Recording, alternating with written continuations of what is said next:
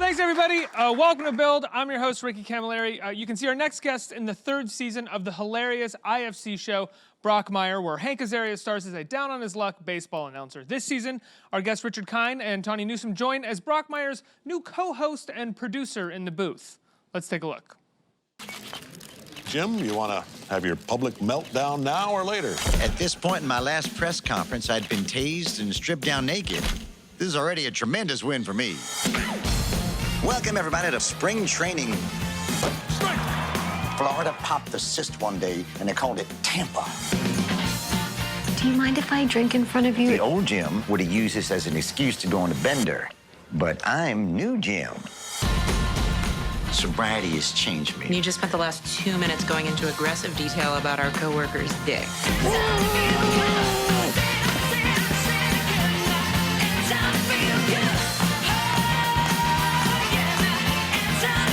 Bob, I was the one that gave you pink eye at the Sochi Olympics.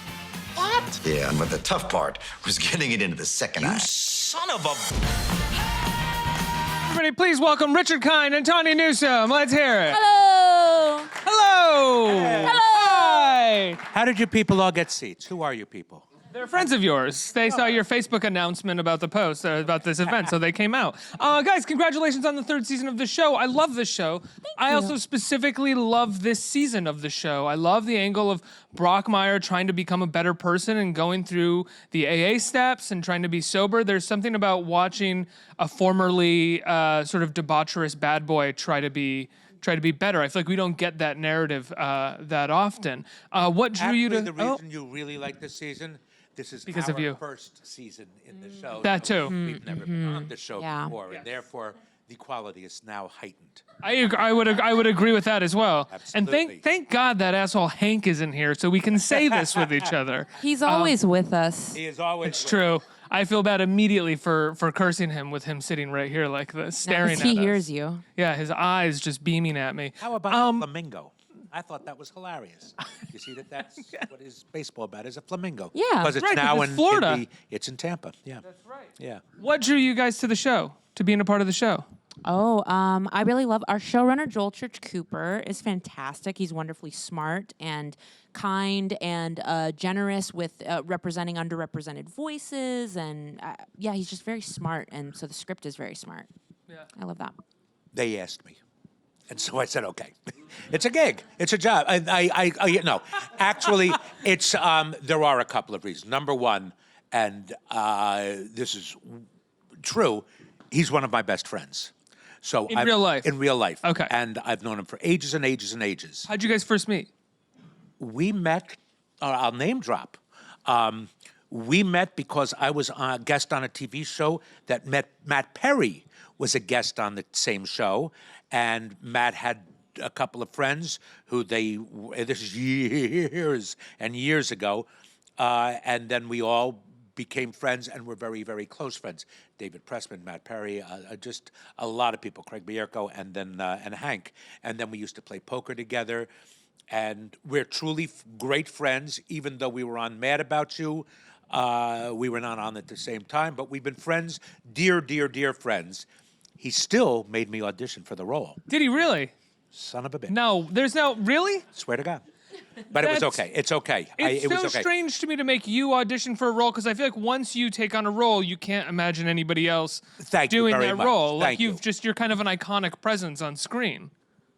Yes, but I Take that. Okay, yeah, okay. I'm certainly a singular presence on screen. Sure. Iconic, I don't know. Singular, there ain't nobody with the balls to get into this business with a face like this. So, so yeah. But Joel really didn't know me, and so I did audition for it. The other reason, of course, is I happen to love the show. I think it's talk about singular. I don't think there's any voice like this guy on TV, where you're a sex addict, a drug addict, all combined with a baseball announcer. And believe it or not, I was there around the time when he created this guy, this voice. Wasn't called Brockmire. We used to sit around making fun of the way Vin Scully would announce a baseball game, and yay, like that. And then Hank and some of the others would all chime in, going, yes, my father always hated me, and it's second and 2-man out, and then, whatever. And it was very funny. And then he took it astoundingly to a different level where this wasn't just a gimmick, but this man had a personality, a very deep emotional, although horrific emotional life with things going on in his life. And you cared about the man, you cared about the consequences of his life, all the while being, it wasn't even a caricature. He could pull it off. That's how great Hank is that this silly voice and this silly pretension of being an announcer all the time combined with a human being. And I think that's brilliant. And I think you really do feel that this season as he's trying to better himself rather than wallowing in, his vices. I think you really feel that depth. Tawny, like backstage, you just said to me, because I was talking about your shoes, that you love research. I do. Did you, when you signed on, when you got the chance to play a baseball announcer, a female baseball, obviously you're a woman, so a female baseball announcer, which is Yeah, I tried to very play a few male of. baseball announcer, Yeah, but they were like, it's not reading. She's very limited, and the male stuff didn't work. But did you do any research for what that's like for announcers? Yeah, I did. I had to learn everything about baseball because I knew but very little. And I really had to, because I'm doing the count with Hank in part of maybe that's a spoiler. I don't know if that's a spoiler. What do you think? No. Well, it's over. I spoiled it. The count, 3 and 2? Yeah, if you're in the booth, you're doing He's the a count, co-commentator. Well, yeah, but the way commentators work, I've now learned is that there's someone doing the count and then there's color commentary. So I think Gabby, my character, was originally supposed to be color commentary. Some things happen where she's also helping with the count. So I had to learn. I was like, what does this mean? Like 3 and 2, all the numbers were mind-boggling to me. So I downloaded a MLB app for my phone, and I would just be driving to my little auditions in LA, just listening to, what sounded like pure nonsense at first, and then it turned into slightly less than nonsense to me. Do you like baseball now? No. Yeah. Tough. It's a boring sport. It's a dated sport, unfortunately. It's just hard. I never got into it. I think when I was young, I think that's when you're kind of impressionable to sports and culture and arts and stuff. So I didn't ever get into it, and it's just I can respect it, but I don't think I would be going to games and stuff if it wasn't for this. And I'll argue with you. I think it's a beautiful sport. It's a numbers sport. There are angles. There's the look of the field. You just described 3 boring things. I think it's a gorgeous sport. I wouldn't disagree with you. I loved baseball growing up. I played baseball. I loved it. In past years, when a big game is coming, a playoff game, I'll get excited and I'll be like, we're going to watch the game, and I will get 2 innings in and be like, this is boring. It's slow moving. Yeah, this is slow moving. I think they're making a concerted effort to try and fasten things up. However, I think the beauty of the game and I think the geometry, honestly, the geometry of the game is just beautiful. It's great. I went to a game and I saw in the intermission, whatever you call it, a bunch of people dressed as power tools. Stretch. Sure. Between Act 2 and Act 3, a bunch of power tools ran out and chased each other around the field. I was like, that I can get on board with. Some Benny Hill nonsense, sign me up. So the 3 of you, for the most part, are in the booth together. Obviously there are stories that take place outside of the booth here and there, but what's it like when the 3 of you are working together on a scene? Can I tell them? Sure, she can tell. I want to hear. She can tell. Richard fell asleep. Really? Yeah, I don't have lines all the time. These 2 guys talk nonstop. What am I going to do? Waste time just sitting there listening to them? He took a full nap on camera. I can fall asleep anywhere. Can I can you fall really? asleep riding a subway, standing up, holding on to God bless you. I cannot fall asleep. It is honest to God, it is all in all my best talent. I think many would I argue took a with nap that. upstairs, and I didn't want to say this at the time. You woke me up. I didn't. Yeah, when you walked up, walked he was up, full you're of like, sleep. hey, how are you, I was David? not. Hey, I was not the first one to speak when we walked But up he the didn't stairs. wake up So I will not take. I will not take the heat for I this don't one. know. Well, yes, you're right. She said, okay, and then you were there. And then I was there. And I woke up, and I said, okay. So I was But he had resting just up. he had just finished telling us. He's like, I think I'm going to take a nap, and I was like, right now? Where? But he goes, yeah, 5 minutes. And then when I looked back, he was asleep. How do you do it? Have you always been able to do it, or is it something that you learned, a skill that you taught yourself? Honest to God, there's a great director and writer named Frank Galati, who was one of my professors at Northwestern, and he showed us a way to relax. And it is, unbeknownst to me, having seen a YouTube video, it is how the Army teaches their soldiers to take a nap when they have to, where they can put themselves out to sleep because you don't get a lot of sleep. During wartime or So you are constantly at war in your head, and you're just looking for that moment to I take think a the quick world, nap. the world is my enemy. The world is my ISIS. Constantly on alert, on patrol, just waiting. And for yeah, the time but I to can sleep. do it. And once I have done it, like if you ask me to go to sleep now, I can't do it because I woke up and I have a lot of energy. And I was asleep 3-4 minutes? If that. Yeah. Upstairs, how long was he asleep on set in the booth? I mean, how long did it take us to do a take? 7 minutes. Yeah, 8 or 9 probably. Yeah, oh yeah, during it. Oh, that's right, during a take. During a take. Oh no, during a take. No, I wasn't on camera, but they were doing all the talking. You were and in I the fell asleep. I wasn't in the background. You were. I was not on camera. Yes, because when we got done and we got in the van to go home, you called your daughter and you went, "Daddy fell asleep on camera."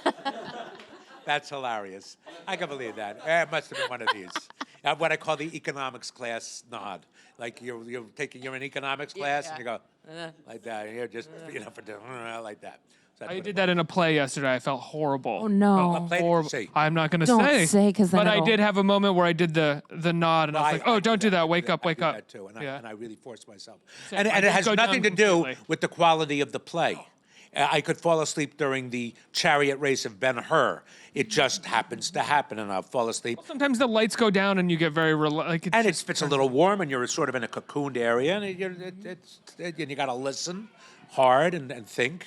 So yeah. Tawny, I'm curious. We talked about your character. She's in the booth, but talk a little bit more about her. I don't want to give anything away, but she's a really fascinating character, especially as an addition to this show. Yeah, so she is a former pro softball player. She was a softball Olympian and then turned baseball announcer instead of coaching. It was like sort of a logical path for her to become a coach, but instead, because of family reasons, because she didn't want to move to, I forget where we were saying they were trying to recruit her to coach, but she didn't want to move there, so instead she accepted this job as an announcer. And there are not a ton of, women sports announcers. Obviously, someone like Jessica Mendoza was an inspiration for this character, although they're very, very different. But just the idea that these people exist in the world, but they get a ton more criticism than their male counterparts. They get a ton more.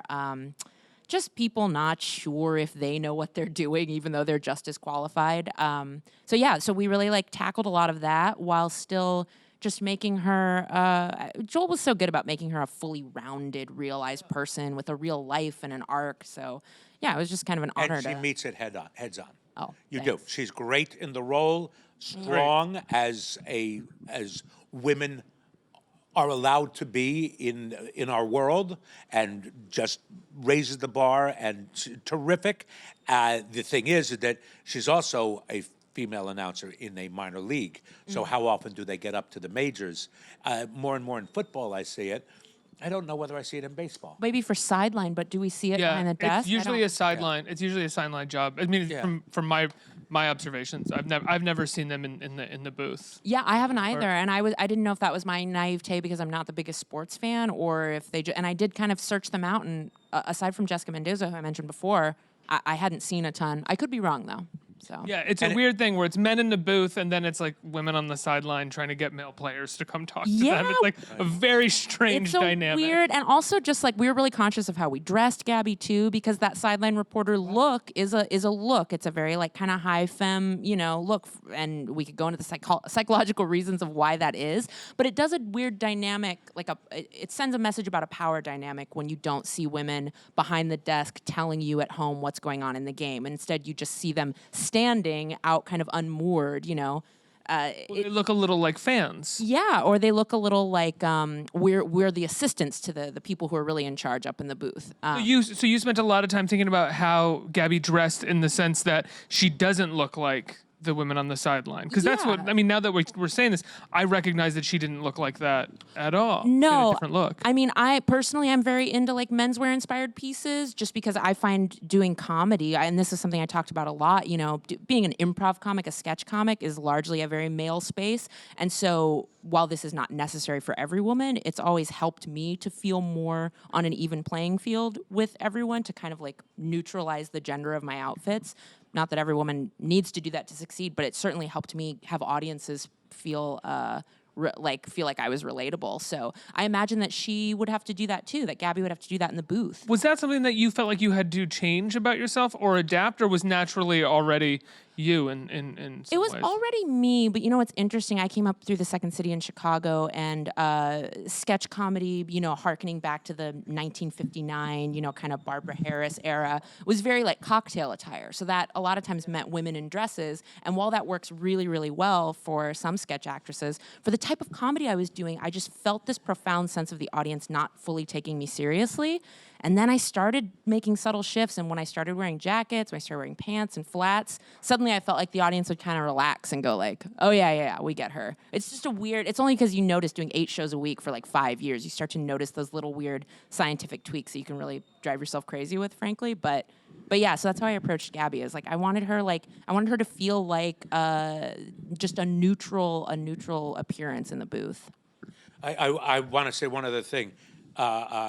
Brockmire being as strong a character, much less personality as he is, to have an interface with a female character, it seems like all of the female characters on Brockmire are inordinately strong. Amanda's role, his mom, played by Linda Lavin this year, Martha Plimpton. But actually, I know Linda and Martha. You do not want to cross paths with them in a bad way. You want to stay on their good side. And Tawny met Jim Brockmire, like I said, head on. I mean, she calls him on a lot of stuff. Like he'll say something about his bourbon voice, and she goes, you know, what was the line? I always thought you masturbated to your voice. You know, I mean, she just says it as she sees it. And that's, it can be written that way. Can it always be delivered that way? And Tawny does. Well, I would say that's one of the delights of the show is that every character, be they female or male, is written very very specifically and very well. And it's something that very few shows can do. It's actually something that's really, really hard to do, to have that attention to detail to every character that appears on screen. Yes. J.K. Simmons has very brief moments in the season, but each time he's on screen, you know exactly who he is, what he wants. and Absolutely. It's done in a creative, original way. And the same thing goes for your character. Yeah, I am. I think now that you bring up all of these characters, I'm thinking they're all very confrontational with him. I am not. My character was specifically written to be laid back. As like, I thought I'd take this job. Why not? You know, it's and I'm wearing blue jeans the whole time. You know, bib overalls, and Which is kind of different, a different kind of character for you. they're all different kind of characters for me. Yeah. And yet they all seem the same. Well, I would say, I mean, no, like you playing a laid-back character who doesn't have a certain amount of neurotic energy or energy that you're putting forward, to me felt like something that you don't get cast as that You are that correct. often. You are correct. But I knew what this guy was, and actually I am always referred to as annoying, and you know, he just wants to get rid of me and everything. And I'm doing this character, and I'm going, I don't think I'm that bad. I understand that my laid backness is annoying to him because he's so, come on, you know, let's do this. He's such a hardened character. I've always thought, I'm just a laid back guy, and I'm not very confrontational to him. In fact, I even say, I go, I get the feeling that you don't like, don't I have a scene? I get the feeling you don't like me, not, hey, why don't you like me? And I just go, I get the feeling you don't like me. And then you, and why? What are you doing? Why don't you like me? I'm okay. You know, so it's just different, a different approach to this man than everybody else has. You have a nude scene. I do. America demanded it. There was a petition. There was a MoveOn.org There was. petition. There actually was. Handwritten letters, It just didn't get as handwritten. high as the Supreme Court, but it got high. What was that in the script? Did they come to you? Did they talk to you? Oh, Did you, God, were you yes, okay of with doing course. that? But that's not in the Is that your script. first? I have been seen, believe it or not, in bra and panties on stage. There are no pictures of it. There actually is a picture in the National Enquirer way back, and I didn't want a picture. They wanted to take a picture for publicity, and I said, no. It's like Harpo Marx speaks. You've got to see him live in order to, you will not get it on film. And actually, Paul Newman and Tom Cruise were in the audience when I was it was a off-Broadway show, so They were never the same again. they never were. Was I nude in any other things? I feel like I would know immediately. I can't remember. I Oh, feel- you have no idea how much. The fact you can't remember the crap is I've wild been through in to my me. life and in my career. I have no idea. I don't know. I don't think so. I don't So know. when they asked you to do a quick nude scene, what did you any hesitation? Yeah. Really? Hesitation. And I said, no, of course I'll do it. Oh, yeah, I'll do it. It's It was very only funny. my butt. Yeah. You don't see my butt, do you? You see your butt. We haven't seen I'm it. excited because I don't get to see it that often. I'm always low, and it always just keeps moving. So I have not really seen it. Okay, yeah, I'm fine. I'm not very pleased with what my body image is because I always wanted to be sculpted and everything. But my legs are okay. So you do see my legs. I know that. I think we have some time for questions from the audience. Who has a question?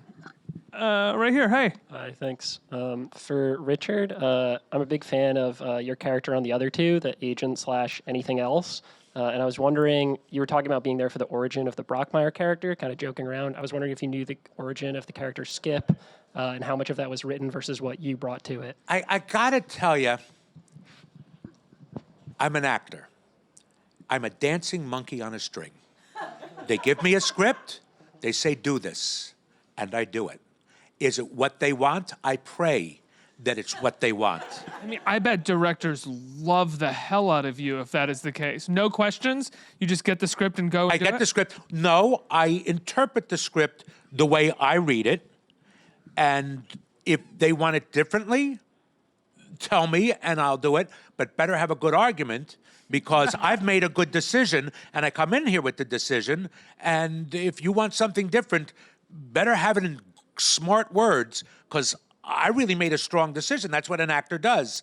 Thank goodness these two brilliant writers from SNL who wrote during the heyday of the brilliance of SNL the past couple of years, created this show, wrote this character, said, would you like to do it? I didn't read it. I swear to God, I knew who they were. I knew some of the people who were in the show. I knew who some of their friends were. I know I was getting involved with smart comedy. I said yes before I even read the script. Then I read it, and I was, whoa, am I lucky? I ride the coattails of many, many brilliant young comic minds lately, and they keep me relevant. The other two are one of those shows, Documentary Now, Big Mouth. I'm the luckiest guy in the world. Yes, that younger people go to grandpa.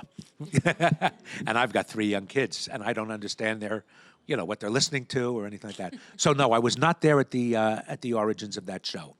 Are you a fan of Big Mouth yourself? Have you I watched love it. Yeah. Oh God, it's hilarious. It's hilarious. Yeah. And with Documentary Now, were you aware of the documentary that you were going to be? I mean, very, very much. Yeah. I'm a Broadway nerd. I have been lucky enough to work with some of those people, including Sondheim, including Hal Prince, and then John Mulaney, who I knew. And then he said on Seth Meyers' show, he goes, before they even started casting, he said, Richard Kind has got to be in this. But he knew my work musical comedy-wise, and he certainly knew it from TV. And so he wrote this with me in mind. I know, you're shaking your head going, what? But it's true. I said, wow. I didn't- there was no disbelief. But I saw the what in your eyes. You? You're like, you? Really? Okay. Right. Seems like a misfire, but I was okay. very honored. And I think that, I don't know whether you've seen it on Documentary Now. I encourage you all to see it. It's very funny. I also encourage you to see the original documentary, which is quite fascinating. But the episode stands on its own. It's very funny. I think I have time for one more question. Hey. Hi guys, how's it Hi. going? Step on up. Go ahead. As far as I can go. So I'd first like to say I really loved your dynamic that you're bringing to the stage. It's a hilarious, funny moment, and especially We're both Second City. Oh, really? And I'm going to say, Richard, I especially loved your character on Scrubs, one of my favorite characters in the entire show. Thank you. You're welcome. You want to hear something weird? Yes. I think, how many shows did they do? 180? I was on 3 of them. Really? That's it. Are you serious? Yep. Okay, that's crazy. Anyway, so with such a hilarious cast in a show, I was wondering, like, was there any room for improv and like reading off each other, or was it more like go by the script when it came to the? Yeah, we improvised quite a bit. You know, the script is already so good. I know that's like the cliche thing actors say when like the secret code is like we weren't allowed to improvise. So you just go, well, the script was great. So what more could you want to do? But no, this was not the case here. The improv was welcome, but we did more of it than I think I thought we were going to when I auditioned, because I kind of thought like, oh, a script this particular, and Hank like has so much. You think like there's not going to be a ton of room because they're kind of locked in, but they were really generous about it. They were generous. I did not take as much opportunity as you did. Because the two of you really worked as a pair and had a real symbiosis together, feeding off each other. Mine, and I am an improv actor. Maybe I would put a line more in my vernacular that would feel better coming out of my mouth, or saying, would it be okay if I said this rather than this? Joel is not tied to his word. His words are not precious unless they are precious, unless he says, no, I like this joke, let's say it like this. And that's a great way to work. But then you always get a take, you know, even if Joel, the showrunner, is like, I actually do need you to say these words like this because it sets up something later. Right. But then he still goes, but we'll do a take your way too. And so because we haven't seen the assemblies or the episodes yet, like, Yeah, we don't know what I don't they've know what's taken. in there. Yeah.